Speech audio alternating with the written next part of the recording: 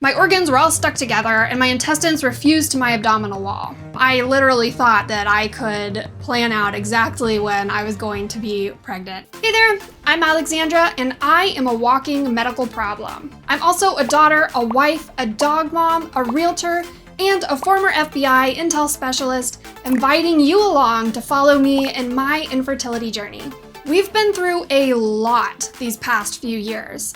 Let me fill you in. I'm going to take you back all the way to December 2015. My husband Josh had just gotten out of the Marine Corps, so we moved from San Diego, California, all the way across the country to Beaufort, Georgia to be closer to family and so that we could start our own. We bought this cute little house with extra bedrooms in a great school district in anticipation of growing our family. Things didn't exactly go according to plan.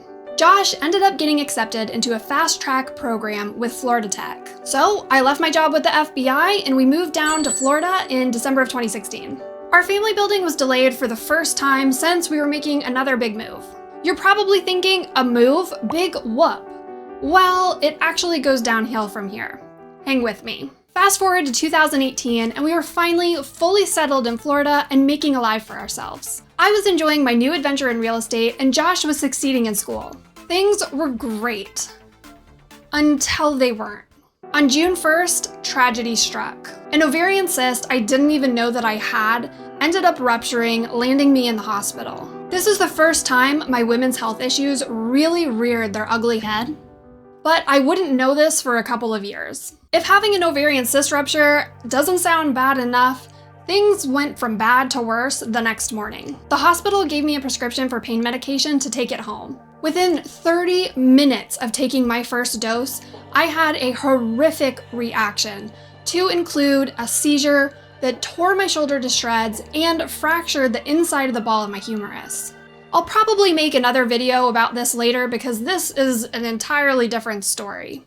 But to make it short, because it is sort of important to my story here, I developed severe PTSD, but was made to believe that the symptoms I was experiencing, my symptoms being excruciating pain, were all in my head and that it was just anxiety. I was being gaslit by not one doctor, but two doctors. It actually took me 6 months to find a doctor that was willing to take me seriously, and that's when I got the diagnosis of having ripped up my shoulder and having that fracture. Due to the severe pain that I was in and the mental health struggles that came along with it, I ended up, unfortunately, having to close down my real estate business. At this point, my gynecologist put me on birth control in attempts to control more cysts from occurring. The aftermath of this event delayed our family building for another year.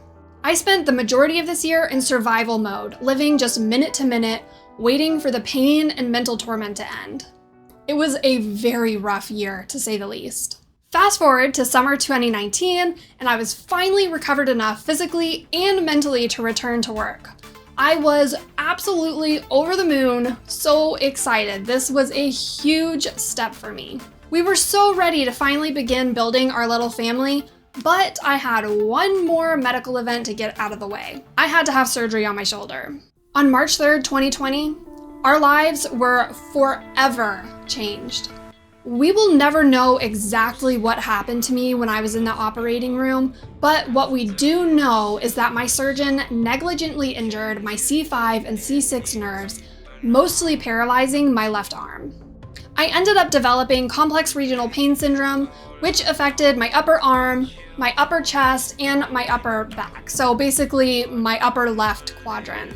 Having an injury that affects your core affects the entire body because any sort of movement that you make moves your core. This meant for me that even walking was excruciating. Sitting in a car was also excruciating. This medical trauma delayed our family building again. At times, I slipped into a very dark place, but I never gave up hope. And that hope has been absolutely imperative to my continued recovery. To kind of give you just a brief little insight as to what I was thinking, feeling, and going through, I was a young woman who could not shower by herself. I could not make meals for myself. I couldn't do my hair myself. I couldn't get dressed by myself. I relied on my husband for everything. Now, that's something that you might picture in your elderly years, when you're senior years, when you're older, needing some extra help. but certainly not in my late 20s and early 30s. At this point in my life, I had envisioned myself thriving in my career and caring for our beautiful children. Instead, strangely, it felt like time stood still and everybody else's lives were progressing, but I was just stuck, living in pain, trying to survive and trying to find someone to help me. It was tough. As time passed and I didn't make any improvements, I was told that my arm would be paralyzed for the rest of my life.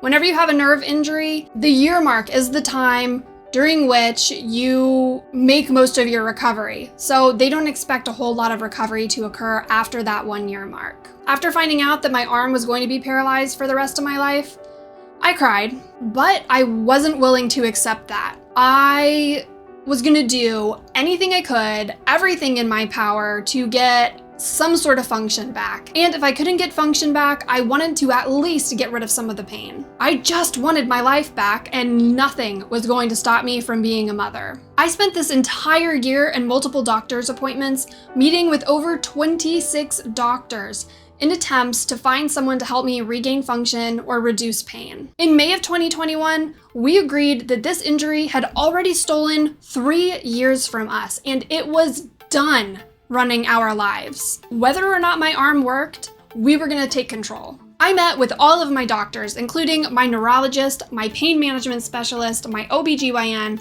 my GYN, literally everybody, for a family planning appointment and was cleared to conceive by all of my doctors. Some of them even said that getting pregnant could put my CRPS, complex regional pain syndrome, into remission.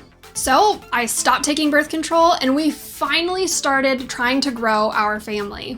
I planned to be pregnant by July, which now is quite humorous. I literally thought that I could plan out exactly when I was going to be pregnant, and clearly it didn't quite turn out like that. I know some women are fertile myrtles out there and they can do that, but not this gal, and it was quite a rude awakening. We were so sure that this was our time. There was no way that God was going to put us through another medical challenge after all of the medical challenges we had already been through. Turns out God had other plans, but that's okay. While we were so sure that this was our time, we were going to be able to have a baby very quickly, it did sit in the back of our minds that something could be wrong just because of my women's health medical history and knowing that my own mother suffered through years of infertility. Trying for a family quickly became stressful because we felt like we were in a race against the clock. The clock being my body being a ticking time bomb, just waiting to produce more cysts or some more medical problems that were gonna land me right back in the hospital. At this point, I started studying up on how to care for a child with one arm. I also got the book It Starts with the Egg and pored over those pages. I followed all of her recommendations, started taking CoQ10, got rid of plastics, the whole 9 yards. I highly recommend the book. Her recommendations haven't quite worked for us yet, but at least it's a start. You have to start somewhere. I also switched to seeing a therapist that specializes in women's health, perinatal care, and trauma, because I knew I would need a lot of support through pregnancy after all of the medical trauma that I've been through. Please excuse my dog. My husband's working out in the garage and he thinks that someone is trying to intrude. Despite my fears of all medical environments and situations, my desire for a child was and is greater. Everything I was doing at this point and everything I'm doing now is in preparation for our future child. Miraculously, and against all odds, by July of 2021, I started to regain function in my arm. My physical therapist and my team of doctors were absolutely floored because it's not very common for patients with such a significant nerve injury to start having recovery after that 1 year mark. When you see me now in 2023, you would never even know that my arm was paralyzed. Check it out! I mean, it doesn't work the same, but hey, you wouldn't know if I didn't tell you. So back to our family building. Unfortunately, that August, just 2 months after I stopped taking birth control, I ended up back in the hospital. This time, I thought I had a UTI. I went to our local urgent care. It was a mess. I waited there forever. I felt so sick. They ended up sending me to the emergency room, and thank goodness they did, because it turned out that it was not a UTI. I actually had an ovarian cyst rupture, and I was hemorrhaging into my abdomen. Typical me thinking that, oh, it's just a UTI, let me go to the urgent care. I try and avoid hospitals and emergency rooms at all costs. And if you're from the South, you know all about Southern guilt. Anytime I get injured and I feel like I'm an inconvenience to someone, like a nurse or a doctor, whose literal job is to help me, I can't handle it. I'm like, I'm so sorry. I hope you're having a fabulous day. I'm so sorry that I'm here and that you have to draw my blood. I'm sorry that I'm bleeding into my abdomen. I'm a mess. Anyways, as time marched on, I began having more and more issues related to my menstrual cycle, and I was having chronic pelvic pain. My gynecologist suspected endometriosis and offered me a keyhole laparoscopy to see if that's what was going on. But for obvious reasons, I said absolutely not. No surgery, not happening. Every month my period would come and it was absolutely devastating, but each cycle also brought new hope that maybe this would be our month. It was a total roller coaster of emotions, and it still is a roller coaster of emotions. Like most other couples experiencing infertility, we cried, we argued, and we struggled having to plan something out that's supposed to feel good and be fun. In December 2021, I ordered the at-home Prove test to test my progesterone levels. I learned with the help of these tests that my progesterone levels were not high enough and they were dropping off too quickly at the end of my cycle. Progesterone is super important for you to be able to conceive. Some doctors don't believe in women needing progesterone until after they get a positive pregnancy test, but the truth of the matter is, if your progesterone levels are too low, you're not going to be able to get pregnant. I scheduled an appointment with a fertility specialist and looked into some natural ways to increase progesterone in the interim. In summer of 2022, I was back in my gynecologist's office with severe pelvic pain again. A sizable endometrioma was found on the ultrasound alongside some lesions on my uterus. I could live with the pain, but I chose to do the surgery in hopes of getting pregnant, despite my incredible fear of getting on the operating table again. On October 3rd, 2022, I had my laparoscopy and my cyst removal. I was diagnosed with stage 3 endometriosis. My organs were all stuck together and my intestines were fused to my abdominal wall. And it was noted that I have clubbed fimbriae. My fimbriae are clubbed because they were deformed by the endometriosis. And what that means, the fimbriae are these little tiny finger-like grabbers in your fallopian tubes that grab the eggs and pull it down. Well, they should look like this, but mine look like this, and they don't really work, and they don't grab that egg. So instead, that egg is just getting flung into my abdominal cavity and being absorbed by my body. It's not going where it's supposed to. Recovery was extremely difficult. I actually ended back in the emergency room less than an hour after being discharged from the hospital because I had whiteout vision. I also want to mention, I have never hallucinated so much in my entire life. At one point, I was so convinced that Josh's legs were fused together with those plastic things that keep soda cans together. It was very bizarre. It took about 6 weeks for me to feel like a person again. And those were a long 6 weeks. I actually felt like a coin purse with a bunch of loose change inside, because once they released all of my organs, I guess I got used to the feeling of them being together, and suddenly everything was moving around more freely. It was a very, very bizarre sensation. It took some getting used to. We were so certain that this surgery would help me get pregnant, but unfortunately, it didn't.